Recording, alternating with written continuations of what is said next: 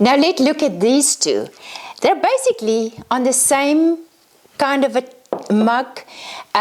I've showed you this specific design last night. We made a tumbler, or yesterday, we made a tumbler of this one. We made a little bit more of a bellied mug from this one.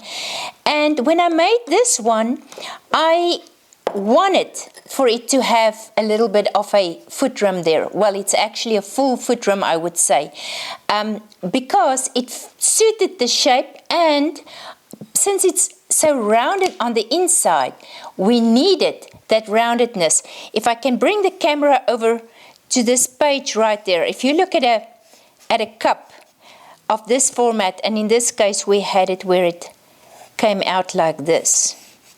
It's very round there at the bottom, and it needed, if you put that footrum right there, there's no way that you can just make a flat area right there.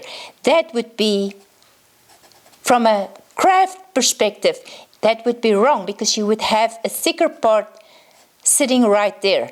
The norm would be, if you make a piece like that and you create a footrum that comes underneath it, that part needs to follow the line of the interior of your piece.